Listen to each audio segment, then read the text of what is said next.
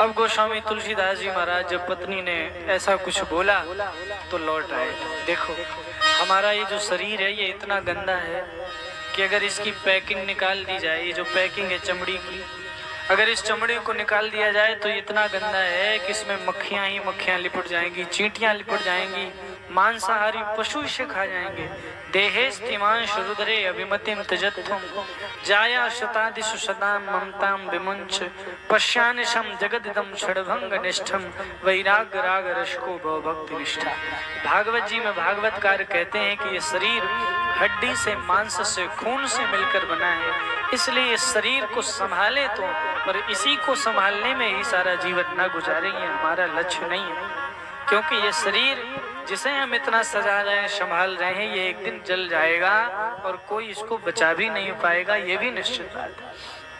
अब गोस्वामी जी वहां से चले और वाराणसी की ओर, काशी की ओर, बनारस की ओर चल दिए। तो एक गांव में ठहरे। जब उस गांव में ठहरे तो एक कुटिया में रहने लगे। तो प्रातः काल में जब नित्य क्रिया करने जाते तो कमंडल में जल लेकर जाते, और नित्य क्रिया करने के बाद में जो जल बचता वो एक बेरी के वृक्ष में, बेरी समझ रहे हैं, बेर जिसमें होता है, वो बेरी के वृक्ष की जड़ में उसको डाल देते। और बेरी के वृक्ष की जड़ में एक भूत रहता था, प्रेत रहता था, और उस प्रेत को उस अपवित्र जल से बड़ा सुख मिलता था, वो बड़ा खुश होता था। तो जब कई महीने बीत गए उस पानी डालते उस जड़ में वृक्ष की, तो वो प्रेत प्रकट हो गया और गोस्वामी जी से बोला कि मांगो तुम्हें क्या चाहिए। तो गोस्वामी जी पहले तो डरे, फिर सोचा कि जब खुद कह रहा है कि मांगो क्या चाहिए, तो गोस्वामी जी बोले कि अगर दे सकते हो तो हमें भगवान से मिला दो। तो प्रेत बोला कि बाबा अगर हम भगवान से मिलाने वाले होते तो हम खुद प्रेत क्यों बने होते, हम भगवान से नहीं मिला सकते, लेकिन हम आपको भगवान से मिलाने वाले का पता जरूर बता सकते। बोले वो कौन है? तो देखो जैसे चोरों को, जेब काटने वालों को, डकैतों को ये पता रहता है कि पुलिस का पहरा कहाँ पर है, वैसे ही भूतों और प्रेतों को पता रहता है कि श्री हनुमान जी महाराज का पहरा कहाँ पर है। तो वो भूत कहता है कि हम जानते हैं कि हनुमान जी कहाँ मिलेंगे, लेकिन कहाँ मिलेंगे? गोस्वामी जी से वो प्रेत बोला कि बनारस के रामनगर में राम कथा हो रही है, तुम वहां चले जाओ और वहां एक व्यक्ति आपको दिखाई देंगे जो पागल से होंगे, बड़े फटे पुराने कपड़े पहने होंगे, शरीर से उनके खून बह रहा होगा, मवाद निकल रही होगी, मक्खियां भिनभिना रही होंगी, और वो सबसे पहले कथा में आएंगे और जब सब लोग चले जाएंगे तब वो जाएंगे और पूरी कथा में आंसुओं को बहाते रहेंगे। ऐसा व्यक्ति अगर तुम्हें दिखाई दे तो समझ जाना वो श्री हनुमान जी महाराज। आनंद रामायण में लिखा है, यत्र यत्र रघुनाथ कीर्तनम तत्र तत्र कृतमस्तकांजलिं वाष्पवारि परिपूर्णलोचनं मारुतिं नमत राक्षसान्तकम्। आनंद रामायण में लिखा है कि जहाँ जहाँ भगवान राम जी का कीर्तन होता है, कथा होती है, वहाँ कोई जाए चाहे न जाए, पर श्री हनुमान जी महाराज वहाँ जरूर जाते हैं। और वाष्पवारि परिपूर्ण लोचनम, और आंसुओं से भरी आंखों को लेकर हनुमान जी महाराज, जिनका शरीर पुलकित होता है, रोम रोम से जिनके राम राम निकल रहा होता है, वहाँ उस कथा में अवश्य विद्यमान रहते हैं। तो आज श्री हनुमान जी महाराज यहाँ भी विद्यमान है, ये आप निश्चित मानिए, भले ही हमें इन आंखों से दिखाई दें या ना दें, पर जब तक यहाँ 9 दिन तक श्री राम कथा रहेगी तब तक राम कथा को सुनने के लिए कोई आए चाहे ना आए, पर श्री हनुमान जी महाराज यहाँ जरूर विराजमान है। बोलो श्री हनुमान जी महाराज की। अब गोस्वामी जी उस प्रेत से पता पूछकर राम कथा जहाँ हो रही थी बनारस में वहां पहुंचे, और जाकर जब बैठे, जैसे ही राम कथा प्रारंभ होने का समय आया तो वैसा ही व्यक्ति, जैसा उस प्रेत ने बताया था, वैसा ही एक बूढ़ा व्यक्ति आया जिसकी कमर लचक गई है, सिर डोलता है, और वो आया और सबसे किनारे पर बैठ गया और पूरी कथा में वो रोता रहा। श्री हनुमान जी महाराज दूर से बैठे उस पर नजर गड़ाए रहे कि कहीं ये भाग न जाए। और जब कथा हो गई सब लोग प्रसाद लेकर चले गए। अब गोस्वामी जी ने सोचा कि मुझे तो कहाँ जाना है, इसलिए गोस्वामी जी ने अपना आसन लगाया और वहीं लेट गए। और हनुमान जी महाराज का नियम है कि जब तक सब लोग ना चले जाएं तब तक वो जा नहीं सकते। इसलिए हनुमान जी ने सोचा कि ये बाबा तो यहीं सोने की तैयारी करता, ये जाता क्यों नहीं। अब वो भी वहीं बैठे और इधर गोस्वामी जी लेटे। अब गोस्वामी जी ने सोचा इनकी अटकी होगी तो हमारे पास आएंगे कि जाओ बात करेंगे। और हनुमान जी ने सोचा कि जब ये बाबा चला जाएगा तब हम चले जाएंगे। पर वो बाबा जी तो जाने का नाम नहीं ले रहे और हनुमान जी का तो समय हो गया राम जी की सेवा का। तो हनुमान जी खुद आए और गोस्वामी जी से बोले कि बाबा अब कथा हो गई, अब घर जाओ, कल आना। गोस्वामी जी बोले कि बाबा जी तुम चले जाओ, अब हमारा तो कोई ठिकाना नहीं है, हम तो यहीं सोएंगे। अब हनुमान जी थोड़ा तेजी आवाज में बोले कि जाते क्यों नहीं हो, अब कथा हो गई, अब कल आना। गोस्वामी जी बोले हम तो नहीं जाएंगे पर तुम चले जाओ। हनुमान जी बोले बड़े गजब आदमी, हम तुमसे कह रहे हैं कि जाओ जाओ, जाते क्यों नहीं। तो श्री गोस्वामी तुलसीदास जी ने हनुमान जी का पाँव पकड़ लिया और जैसे ही पाँव पकड़ लिया हनुमान जी अपना पाँव छुड़ाने लगे रहे। बोले मुझे छोड़ो, मेरे अंदर बहुत सारे रोग हैं, तुम्हें भी रोग लग जाएगा। गोस्वामी जी कहते हैं कि अभी तक मैं संसार का रोग लगाकर जी रहा था हनुमान जी, अब जो रोग आपको लगा है वो रोग आप हमें भी लगा दो, मैं रोगी बनने ही आया हूँ। अब हनुमान जी ने देखा उनकी दृढ़ निष्ठा को, तो उस रोगी के शरीर में श्री हनुमान जी प्रकट हो गए। हनुमान जी बोले बाबा चित्रकूट चलो, चित्रकूट में तुम्हें हम भगवान का दर्शन कराएंगे। तो श्री हनुमान जी के कहने पर श्री गोस्वामी जी बनारस से चित्रकूट आए और चित्रकूट के राम घाट पर गोस्वामी जी चंदन घिसने का कार्य करने लगे। आने जाने वाले लोगों के माथे पर चंदन लगाते, उनसे राम राम करते, उनको भजन सुनाते। अब एक दिन ऐसा समय आया कि श्री राम जी और श्री लखनलाल जी दोनों बालकों का रूप बना करके गोस्वामी जी के पास आए और गोस्वामी जी नीचे को सिर किए अपना चंदन घिस रहे थे। तो श्री राम और लक्ष्मण जी बोले बाबा हमें चंदन लगा दो। तो गोस्वामी जी ने सोचा कि कोई बच्चे होंगे हमें परेशान करने आए होंगे।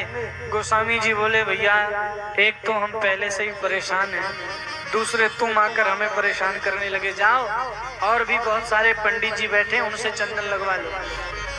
वो बालक बोले कि बाबा आपको किसने परेशान किया। गोस्वामी जी बोले हम अपने भगवान से परेशान हैं। क्यों? बोले हमको मिलते नहीं। तो दोनों बालक बोले आपके भगवान अच्छे नहीं होंगे, बड़े कठोर होंगे, तभी तो आपको मिलते नहीं। गोस्वामी जी बोले चुप, भगवान कठोर नहीं है, वो तो मेरे जीवन में कोई कमी है, वरना भगवान तो श्री रामचंद्र कृपालु भज मन हरण भव भय दारुणम्। श्री रामचंद्र कृपालु भज मन हरण भव भय दारुणम्। नव कंज लोचन कंज मुख कर कंज पद कंजा, नव कंज लोचन कंज मुख कर कंज पद कंजारुणम्। श्री राम चंद्र कृपालु भज मन हरण भव भय दारुणम्। अब हनुमान जी बड़े परेशान कि देखो तो इस बाबा को सामने भगवान खड़े हैं, दर्शन नहीं कर रहा, भगवान से बहस कर रहा है। तो श्री हनुमान जी तोता बनकर प्रकट हो गए और कहने लगे श्री रघुवीर खड़े हैं सन्मुख, श्री रघुवीर खड़े हैं सन्मुख, तुलसी तू क्यों रोता रे, सफल करो दृग हनुमान जी बोले बन कर तोता रे।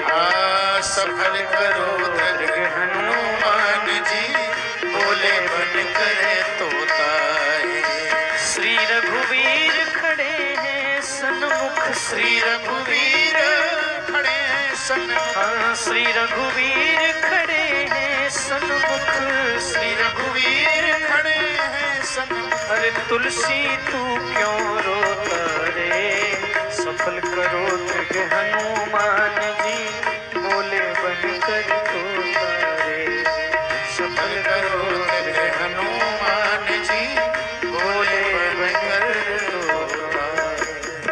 आज श्री हनुमान जी तोता बनकर प्रकट हो गए और कहने लगे वो विश्व प्रसिद्ध दोहा जो आप सबको याद होगा। चित्रकूट के घाट पर भई संतन की भी तुलसीदास तुलसीदास